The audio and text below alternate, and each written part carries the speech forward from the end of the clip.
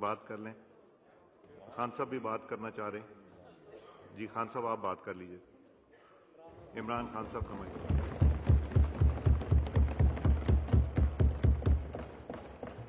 شکریہ اسپیکر صاحب. آج پاکستان کی بہت بڑی جیت ہے.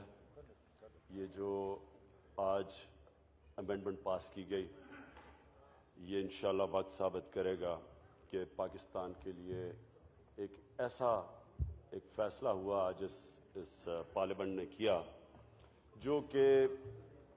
جو ایک انوملی تھی کہ ایک پاکستان کا حصہ تھا اور پھر اس کے اوپر صرف 40 پاکستان کے قانون اپلائی کرتے تھے.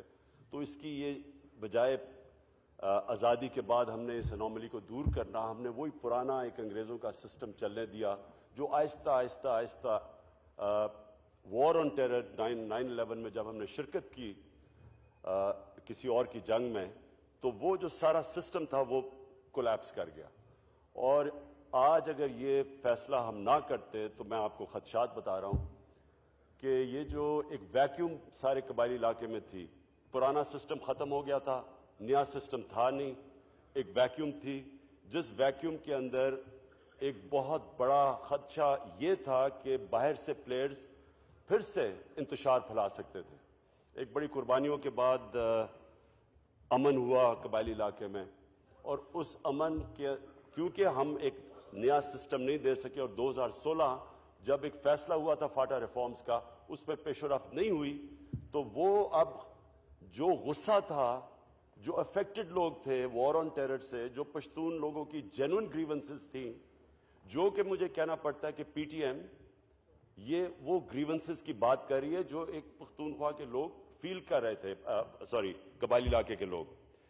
تو ڈینجر یہ تھا کہ اس کو فورن ایکٹرز استعمال کریں اور پھر سے وہی سچویشن بن جائے جس میں پاکستان کے اندر دہشت گردی ہوئی, قبائلی علاقے کے اندر خاص طور پہ جو تباہی مچی, آدھا قبائلی علاقے کے لوگوں کو نقل مکانی کرنی پڑی, گھر تباہ ہوئے, نوجوان قبائلی علاقے سے کراچی میں لاہور میں باہر جب جاتے تھے ان کو پوٹینشل دہشت گرد کی طرح دیکھا گیا, لوگوں کو پکڑ پکڑ کے جیلوں میں ڈالا گیا, اور صرف اس لیے کہ وہ قبائلی علاقے سے لوگ تھے. وہ نان پیپل بن گئے, پاکستانی ہوتے ہوئے ان کو کوئی اون نہیں کرتا تھا, ان کی آواز کہیں نہیں تھی. تو یہ جو آج بل پاس کیا ہے یہ ایک بہت بڑا قدم ہے. ان کی گریونسز بھی جو کہ قبائلی علاقے کے لوگوں کی گریونسز, ان کے کاروبار ختم, دکانیں ختم, تو وہ گریونسز بھی ایڈریس ہو سکتی ہیں. اور دوسری چیز یہ کہ یہ جو انوملی تھی آزادی کے بعد یہ اب پاکستان کا حصہ بن جائیں گے اور پاکستان کے آہستہ آہستہ قانون اپلائی کریں گے. میں صرف ایک الرٹ کرنا چاہتا ہوں اس ہاؤس کو کہ اس میں ڈینجرز ہیں. اس میں کوئی یہ نہ سمجھے کہ کوئی آسان کام ہے. یہ ایک بڑا پرانا سسٹم چلا آ رہا ہے ان کا, اور وہ جب مین سٹریم کا حصہ بنے گا تو ہمیں یہ یاد رکھنا چاہیے کہ جب دیر اور سوات پاکستان کا حصہ بنے تھے تو جب پاکستان کے قانون وہاں اپلائی کیے اور جلدی کر دیے تو اس کا نتیجہ یہ ہوا کہ میں آپ کو سوات کی جب کمشنر وہاں تھے وہ سٹیٹسٹکس دے رہے تھے کہ 1974 میں جب پاکستان کا حصہ بنے تو جو اینیول مرڈر ریٹ تھی وہ 10 سے کم تھی. سال کے قتل 10 سے کم ہوتے تھے 1974 تک. تو 3 سالوں میں جب پاکستان کے قانون اپلائی کیے, کیونکہ وہاں انفراسٹرکچر نہیں تھا تو وہاں 10 سے 700 پہ پہنچ گیا مرڈر ریٹ 3 سالوں کے اندر. کیونکہ وہ ان کے پاس انفراسٹرکچر نہیں تھا, ان کے پاس وکیل نہیں تھے, ان کے پاس ججز نہیں تھے. تو جو عام آدمی جب انصاف سے دور ہوا تو اس نے پھر آہستہ آہستہ وہ جو نفاذ شریعت موومنٹ شروع ہوئی تھی بیسکلی وہ وہاں سے شروع ہوئی تھی. لوگ اپنا پرانا سسٹم چاہتے تھے. تو میں یہ وارن کرنا چاہتا ہوں کہ پرابلم آئے گا یہ کہ قبائلی علاقے کے اندر جب پاکستان کے جب قانون اپلائی کریں گے تو ہمیں یہ بڑا فیز طریقے سے کرنی چاہیے. اس لیے کرنی چاہیے کہ ان کے پاس ابھی کوئی انفراسٹرکچر نہیں ہوگا. اور ہم نے جو پختونخوا میں ایک سسٹم شروع کیا ہے ڈسپیوٹ ریزولوشنز, ڈسٹرکٹ تھانوں کے اندر جرگہ بیٹھتا ہے, ریٹائرڈ ججز بیٹھتے ہیں, ریٹائرڈ بیوروکریٹس بیٹھتے ہیں, وہ بیٹھ کے لوگوں کے مسئلے حل کرتے ہیں, لوگوں کو وہی مفت انصاف ملتا ہے, فوری انصاف ملتا ہے. یہ ڈیمانڈ آئے گی قبائلی علاقے کے لوگوں سے, وہ بھی وہی اپنا پرانا نظام چاہتے ہیں کہ ان کو فوری انصاف ملے اور پیسہ نہ غریب آدمی کو خرچ کرنا پڑے. تو یہ آپ کو ایک نمبر 1 یہ پرابلم آئے گا, اور میرے خیال میں یہ فیز طریقے سے اس کو اب جو پاکستان کے قانون اپلائی کرنے چاہیے. دوسرا, ان کا ایک پرانا لوکل گورنمنٹ سسٹم ہے جو وہاں اپلائی کرتا ہے, وہ بڑا زبردست ان کا, یعنی ان کا گاؤں, ہر گاؤں اپنے فیصلے کرتا ہے. جو جرگا میننگ کے ان کے جو لوکل گورنمنٹ سسٹم ہے وہ پرانا ایک ان کا طور طریقہ ہے. تو وہ لوکل گورنمنٹ جو فیصلہ کیا گیا اس بل میں, ان کے فوری طور پہ لوکل گورنمنٹ کے الیکشنز کروا کے اور پھر ان کو امپاور کیا جائے, اور یہ جتنی بھی ریہیبلیٹیشن ہے وہ لوکل گورنمنٹس کے ذریعے کی جائے. یعنی اب تک ابھی تک اگر آپ چاہیں بھی تو ریہیبلیٹیٹ کرنے کے لیے علاقوں کے وہاں کوئی سسٹم نہیں ہے, اور وہ بہترین سسٹم یہ ہوگا کہ ان کا لوکل گورنمنٹ جو لکھا بھی ہوا ہے اس بل کے اندر کہ جلدی سے ان کے الیکشنز کروا کے اور ان کو پھر امپاور کیا جائے, ان کے ذریعے ڈیولپمنٹ کی جائے. تو یہ آسان نہیں ہوگا, یہ ہمیں پریپیئر ہونا چاہیے. جو لوگ جو اس کے مخالف ہیں وہ ایک دم پوائنٹ کریں گے کہ جی دیکھیں یہ غلط ہے, وہ فلانا غلط ہے, لیکن جو بھی لوگ آج اس کو اپوز کر رہے ہیں ان کے پاس کوئی آج آلٹرنیٹ سسٹم نہیں ہے. پرانا سسٹم اب پھر سے میں ریپیٹ کرتا ہوں نہیں چل رہا, وہ ویسے ہی ڈی جنریٹ کر گیا تھا. یہ جو پولیٹیکل ایجنٹ کا سسٹم ہے, کرپشن کی انتہا تھی. قبائلی علاقے کے لوگ سفر کرتے ہیں, ان کے اوپر وہ جو چیزیں مین لینڈ میں سستی ہیں وہاں مہنگی بکتی ہیں, اور پھر سمگلنگ کے ذریعے پیسہ بنتا ہے وہاں. تو یہ سارا جو انوملی تھی, یہ پہلا سٹیپ ہے کہ پاکستان ایک بڑا زبردست قدم لے رہا ہے اس کو دور کرنے کے لیے. لیکن ہمیں یہ سمجھنا چاہیے کہ یہ آسان نہیں ہے, اس میں پرابلمز آئیں گے. میرے خیال میں اس کے لیے ایک آن گوئنگ ایک کمیٹی بیٹھنی چاہیے جو کہ کانسٹنٹلی ریویو کرے جس طرح کے پرابلمز آئے اور ان کے حل کرے. لیکن یہ جو آلٹرنیٹ دے رہے ہیں کہ صوبہ بنایا جائے اس کا قبائلی علاقے کا, وہ بالکل انفیزبل ہے.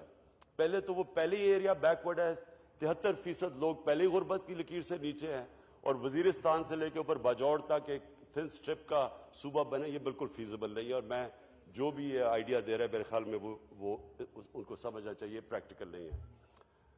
میں آخر میں سب کو مبارک دیتے ہوئے یہ کہنا چاہتا ہوں, کیونکہ میری یہاں اس پارلیمنٹ کے اندر کافی تلخی رہی ہے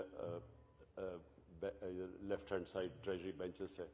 میں یہ کہنا چاہتا ہوں کہ میں نے جو بھی اور میری پارٹی نے سٹینڈ لیا, ہم ہیں پبلک ریپرزینٹیٹیوز, ہم ہیں پبلک کے ریپرزینٹیٹیوز. ہمارا پرائمری کام یہ ہے کہ پبلک کے انٹرسٹ کو پروٹیکٹ کریں.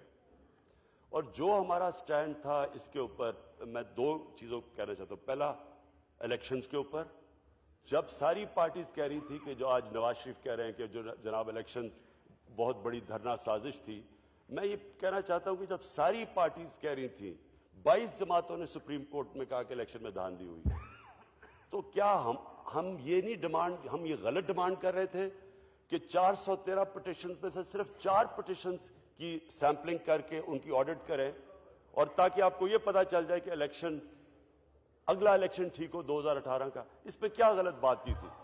نہیں, please no cross talk, no cross talk, please no cross talk, no cross talk, no cross talk, please. جی خان صاحب, میں آپ تھوڑا سا حوصلہ رکھیں اور سن لیں بات, تاکہ میں آپ کو ایکسپلین کر رہا ہوں کہ کیا وجہ تھی ہم نے ایک دھرنا دیا. دھرنا اس لیے دیا تھا کہ ہم چاہ رہے تھے چاروں میں انویسٹیگیشن ہو. اس اسمبلی میں بھی ہم نے پوچھا, اسمبلی میں بھی جب رسپانس ملا, سپریم کورٹ گئے وہاں رسپانس نہیں ملا, الیکشن کمیشن سے رسپانس نہیں ملا. 1 سال کوشش کرنے کے بعد ہم نے دھرنا دیا, جو کہ ایک پولیٹیکل پروٹیسٹ ایک پارٹی کا رائٹ ہوتا ہے. دوسری چیز پیناما آیا. پیناما جب آیا, امپائر ہوتا ہے اللہ ہوتا ہے امپائر. اچھا, ہم صرف اللہ کو مانتے ہیں, مالک یوم الدین کو امپائر. اچھا جی, دوسرا آیا پیناما کا. میں آپ سے پوچھنا چاہتا ہوں کہ جب منی لانڈرنگ کا کیس تھا اور ملک کے پرائم منسٹر کے اوپر, تو کیا ہمارا رائٹ نہیں تھا یہ پوچھنے کے لیے کہ جناب آپ بتائیں کہ آپ کا پیسہ کدھر سے آیا, باہر کیسے گیا, اس پہ کون سی غلط کام کیا تھا؟ Please please no cross talk, no cross talk. جی جی کائنڈلی ایڈریس دی چیئر. ایک حامد الحق تشریف رکھیں. اور میں یہ پوچھنا چاہتا ہوں, میرا تو ضمیر کلیئر ہے کہ میں اپنے لوگوں کے انٹرسٹ کے لیے کھڑا ہوا. میں سوال یہ پوچھتا ہوں کہ کیا جو لوگ منی لانڈرر کو ڈیفینڈ کر رہے تھے ان کا ضمیر ٹھیک تھا؟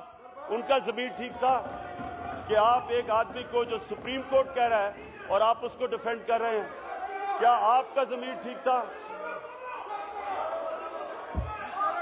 Please no cross talk. Saad صاحب, سعد رفیق صاحب ذرا سمجھائیں گے. اور میں پلیز پلیز نہیں, کوئی کنٹروورشل بات نہیں ہوگی اس وقت. دانیال صاحب اس وقت اچھے ماحول میں بات ہو رہی, کوئی کنٹروورشل بات نہیں ہوگی. ہم فاٹا پہ تو بات کرنے دیں نا, فاٹا کے ریفرنس سے بات کر لیجئے. جی خان صاحب, میں اپنے ممبر سے یہ پوچھنا چاہتا ہوں, میں اپنے ممبر سے یہ پوچھنا چاہتا ہوں کہ کیا آپ کا یہ ضمیر اجازت دیتا تھا کہ ایک آدمی ایک ملک کا پیسہ ایڈمٹ کرے کہ ہمارے پیسے باہر پڑے ہیں؟ کیا اس کو آپ پبلک کے ریپرزینٹیٹو ہو کہ آپ کو پوچھنا نہیں چاہیے تھا کہ پیسہ کدھر سے اور باہر کیسے گیا, بجائے اس کے کہ آپ اس کو ڈیفینڈ کریں؟ اور یہاں ایک ممبر نے بیٹھ کے مجھے کہا تھا کہ کوئی شرم ہو, کوئی حیا ہو, اور آج میں دیکھ رہا ہوں کہ وہ ممبر یہاں نہیں ہے. جی اسپیکر صاحب پلیز تشریف رکھیں, تشریف رکھیے. جی تشریف رکھیں, تشریف رکھیں پلیز, تشریف رکھیں جناب, تشریف رکھیں پلیز. جی تشریف رکھیں. جی نہیں وہ فاٹا کے اوپر بات کر رہے ہیں, فاٹا پہ کر کے. جی پلیز پلیز مخدوم صاحب فاٹا کے اوپر کرا. جی جی پلیز تشریف رکھیں. جی خان صاحب, جی خان صاحب. اچھا جی ایک منٹ. اسپیکر صاحب, میں آج ایک سن لیں, حوصلہ رکھے بات سنے کا. میں نے آج یہ کہنا تھا کہ میں صرف ایک منٹ پلیز سن لیں. میں یہ صرف کہنا چاہتا تھا کہ یہ ایز اے ڈیموکریٹ میرا رائٹ تھا کہ پبلک کے انٹرسٹ کے لیے میں کھڑا ہوں. ہمارا کام یہ ہے, سن لینا تھوڑا, ہمارا یہ رائٹ تھا کہ جب ہم سمجھیں کہ اس ملک میں فری اینڈ فیئر الیکشن ہو, ہم اس کے رائٹ کے لیے کھڑے ہوں. ہمارا یہ رائٹ ہے کہ جب اس ملک میں منی لانڈرنگ ہو, ہم اس کے لیے کھڑے ہوں. مجھے افسوس یہ ہے کہ اس ہال کے اندر وہ لوگ ہیں جن کو کوئی انٹرسٹ نہیں ہے ملک اس غریب عوام کا.